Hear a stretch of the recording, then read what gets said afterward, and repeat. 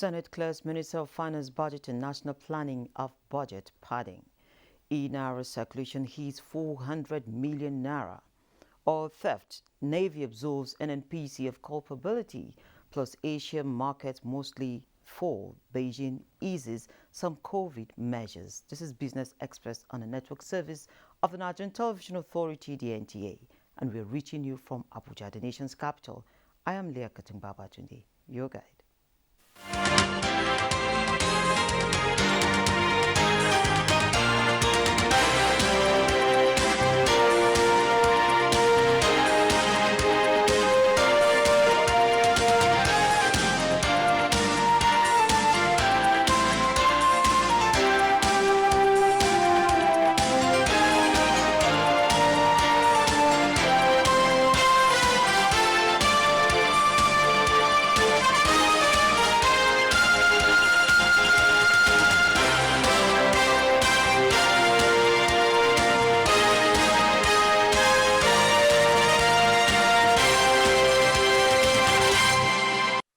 A very good morning to you, and we begin by informing you that the Minister of Finance, Budget and National Planning, Zainab Ahmed, has informed the Senate that the preparation of the 2023 budget followed due process and involved ministries, departments and agencies of government before presentation to the National Assembly. The minister stated this at a meeting with the Senate Committee on Appropriations, which demanded clarifications on some confusing items in the budget. Let me just start by introducing the subject that has become a matter of controversy in the media.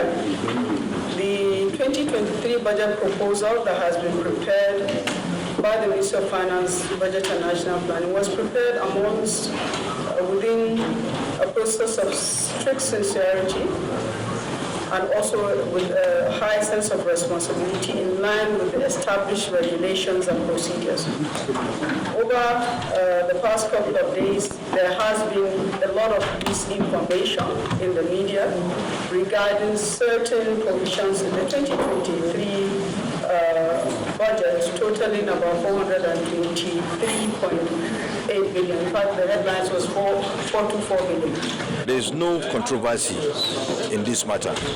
For us, we know what is provided for in the budget. We know there's nothing that has been done wrong. But we decided to call her for the sake of allowing the public to understand, to hear from her. But we've studied the entire document and we saw there's nothing wrong with that. The Nigerian government has assured the international community of its commitment to champion the cause of aviation safety, aviation security, and facilitation in Africa. This was at the opening of the ICAO Air Services Negotiations event hosted by the Nigerian Civil Aviation Authority, and Justin Bemui reports. The ongoing ICAO Air Services Negotiation event, ICAN 2022, has provided countries with a central meeting place to conduct bilateral and regional air services negotiations and consultations, as well as networking opportunities for policymakers, regulators, air operators, service providers, and other stakeholders. In a message through his Chief of Staff, President Muhammadu Buhari affirmed that Nigerian government has adopted a civil aviation policy centered on liberalization and public-private partnership initiatives. I wish to reiterate that my administration will continue to sustain the support being given to the sector in order to attract private sector investment, support and growth of tourism and trade. I believe that the African market is untapped and virgin. The more the skies are open, the more the benefits are here within us in Africa and shared also to the world. The 5-day event will offer a forum for participants to learn about current industry trends and issues and exchange experiences in addition to the negotiation of agreements. The Central Bank of Nigeria says the circulation of the e-Naira has risen to 401.82 million as transaction volume rises from over 4 billion naira to 5 billion naira. This was disclosed by Director of Information and Technology at the CBN, Rekia Mohammed, during the second edition of the Africa Cashless Payment Conference. She noted that the CBN prides the e-naira on being peer-to-peer, hence no charges for now. She also disclosed that the financial system is big enough to accommodate everyone, while emphasizing that Nigerians can make instant payments, which has gone through quite a number of transformations, including mobile money, instant payments. She added that these have helped to drive digital transformation, citing that the e-naira is the same naira we have, but in electronic form, and it is legal tender in Nigeria and carries the same exact value as the current naira. Let's now take a look at the official exchange rate of the naira.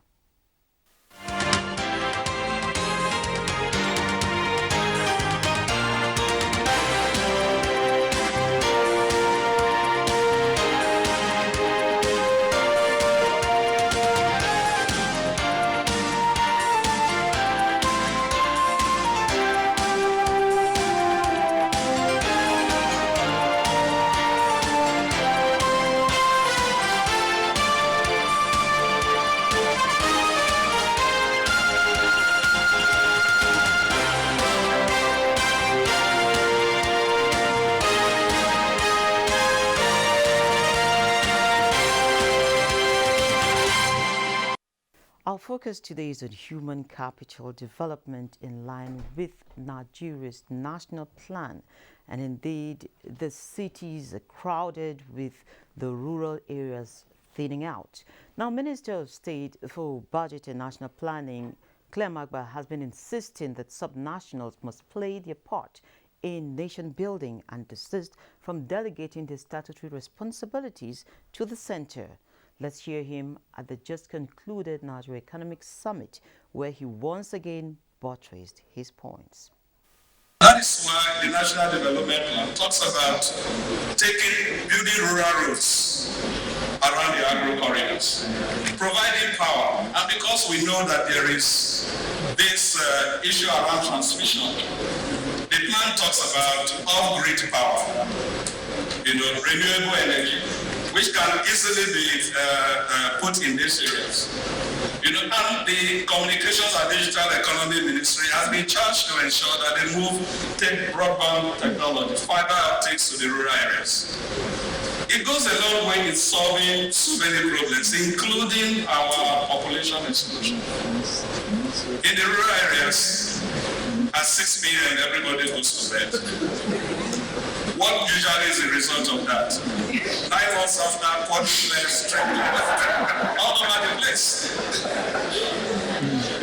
But if we're able to create opportunities in these areas, take power there, have access to good, even if they don't have cinema houses, they will be able to, with the fiber optics, watch Netflix. They get tired and then they go to sleep. Population.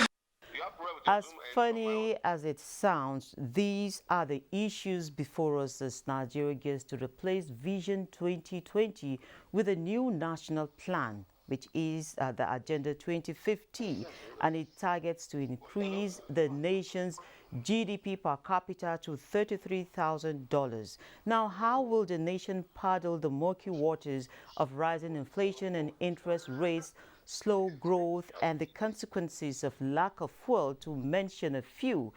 Well, we have John Alabi. Dr. John Alabi is the Dean Management Sciences, Kogi State University. He will be sharing his thoughts on these as he joins us from Lokoja. You're welcome to Business Express, Dr. John Alabi. Good morning. Good morning to you, sir. I believe you heard the minister, Claire Magba. He had a lot to dish out, from infrastructure to provision of basic needs, too much concentration in the middle. How did we get to this point? Thank you very much. We are in a state of infrastructural decadence, and the mess we are in, as they will say in law, status quo, is because of myriad of things we have been doing in the past. First and foremost, we have not have coherent plans. People say, oh, we have development plans. Fine, we're having plans, but those plans, are they coherent? Are they sustainable? It's very important. At times, we have had bad plans. Apart from the fact that we have lack of plans, some places we have bad plans that are not based on the right parameters over the years. We have also issue of leadership, poor leadership. When you have leaders who are not visionary, who do not have a full grasp of the requirements of sustainable development, all they do is they play to the gallery. Oh, I want to do a road, and you flag off a road, and that will be celebrated. You do a borehole haphazardly. Leadership is key. Nemo that quod non habet. You cannot give what you don't have. That is basic. So leadership problem is also there. Again, corruption over the years have brought us to where we are today, where money are allocated and they are diverted, or projects are inflated and are not, or are poorly done. These are some of the reasons. Of course, the society has their role also. The docile attitude of our people to development issues, these are some of the things that are happening. So a systematic neglect over the years is independent, either arising from no plan at all, or bad plan at all, or poor leadership, or corruption that has pervaded the entire sector, and the attitude of our people who play to the gallery, who hero worship people. These are issues that have caused us to where we are today. So the infrastructural decadence we have ourselves is a combination of all this. Okay, thank you, Doctor. Perhaps I come in here. Now, when population keeps rising and the basic needs cannot be met, what are the implications? Oh, multifaceted. First and foremost, we have a growing population in Nigeria. If that is not checked, the first thing you're going to have an army of unemployed youth, because they are not prepared for. It is coming sporadically and you are not managing. So when you have large number of youth, social vices we have today, armed robbery, kidnapping. Yes, unemployment is not a requirement or license to go into that. But then when you have preponderance of people who are not employed, there's likelihood that they will go into those vices. And so we have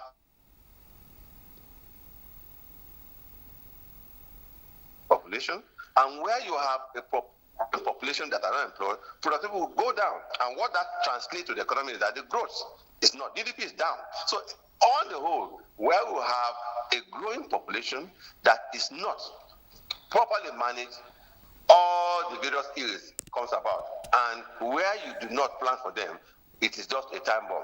And that's what Nigeria has to address quickly. We are growing faster than what we think.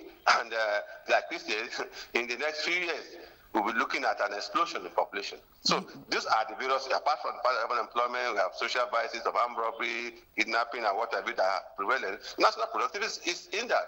And the youth are the future leaders and leaders of today. So if you don't provide for them, if you don't guide them, and you have population that are not empowered, then we'll have problems in the future. Okay, so basically, how do we plan for them? How do we plan for them, this rising population? How do we plan for most of these, the people in our population statistics, as you have rightly mentioned, are young people? What do we need to start doing right now? Essentially, like you will say, we have, probably in the next few years, we will be the third most populous country in the nation. If that's right, then we must be prepared. For me, I do not see population growth as an albatross, but then where you don't plan for the growth, then you have a problem. For us, I think we should do something about our youth population, and we can engage them in different aspects of society. Okay?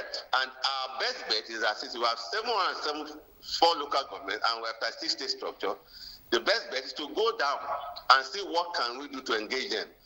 And our landing source will be agriculture, tourism, SME, and ICT. If you go down the grassroots and you identify products in all the SDAs, and you develop capacity of youth to go into agriculture, mechanize, of course, you engage a whole lot of them. A lot of youth are also IT savvy. Look at the areas and use their intellect and direct them. Let's create hubs around the states. If you cannot do around local government, around the state, so that people who have talent and brain can go there and develop it. You're talking about tourism, for instance. 774 local governments in this country have tourist sites and festivals that we can turn into monitoring, so we can engage this youth. These are areas we can do, and SMEs, small and medium enterprises. These are areas we can engage our youth and make them to be more productive. So that if they are empowered, of course, all over the country will increase national productivity, and they will be employed, so that the time bomb will not be there. You remember NSAS? NSAS part 2. I don't pray for it. That will be more disastrous for this country. Okay, now you've identified some of these things that we need to done in the immediate, but of course they need fund, and states have been complaining of lack of funds and in fact have not repaid bailouts received. So how can they meet up with basic infrastructure needs for especially rural areas, where the minister pointed out if we're going to engage the 774 local government areas?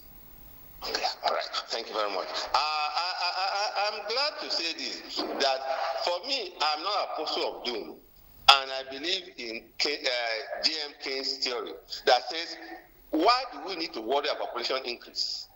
Because with every mouth that comes into the world, there comes a pair of hands to feed it.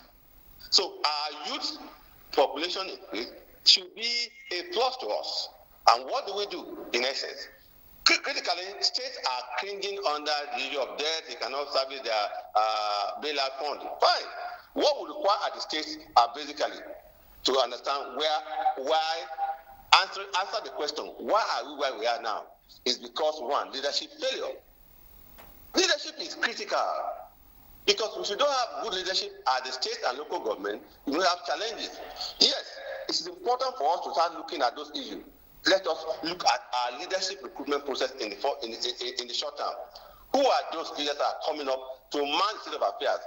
Make sure they know their onions and they are well ready to do that. Then, of course, look at strategic plans. Let us plan for the future and now. It was late Rebecca that was saying, the future you picture is the future you feature. So it's important for us to always picture the future we want to feature. As states, let's have plans, strategic, medium, and short term, such that any government that comes will key into that strategic plan. Otherwise, we'll have that problem in doing that. Now they are talking about servicing the debt. We need transparent management, financial management at the state level and local government level, so that the results that come into play are put on the table and prioritize our needs, so that we don't go for projects that are playing to the gathering. It's important. Youth population, we have 774 local government. If all the leaders at subnational can identify real projects and put timelines and go and do it, of course, youth will be empowered and they will be able to have innovation. So our followers is also key. I want to say this: followership is a tool that's required in this 21st century, where you are docile, you are unconcerned about who governs you, where you are unconcerned about post-election activities, about plans and budgets, about monitoring projects, then we are in for a problem. So where I'm saying that followers should up their A game to ensure that they elect leaders, ensure that they are part and parcel of the budget process, and monitor what they are doing. Because a journey of 1,000 miles starts with one step. Election is good, but post-election activity of 4 years is more critical. Okay. So it is important, therefore, that local governments should look at that, because leadership is critical, plans is good, followership should be there, and transparency is very critical. Okay. If we do all this, I think the states will come out of the financial quagmire. It is also important for states to start looking at internally generated revenue. Every local government in this country has a product. Every local government in this country has a festival or tourist site that can be translated into financial activity. We have mineral resources. We can partner with the private sector to get this done, because we must do something. Okay, thank you, Doctor. I'm told we don't have much time, but indeed we will have to revisit this particular line of thought you're going to. That is because most SMEs still grown under excessive pressure from authorities to regulators, multiple taxation, the environment is still stifling growth. So we are going to get back on these issues some other time. Thank you, Dr. John Alabi, joining us all the way from Lokoja, the Kogi state capital. Thank you for having me. Good night. Good morning, Nigerians. Yeah, do have a great day. You too. Thank you.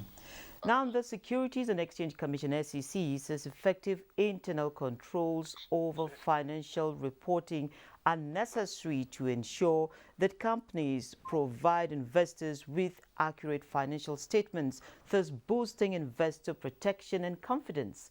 The Executive Commissioner, Legal and Enforcement at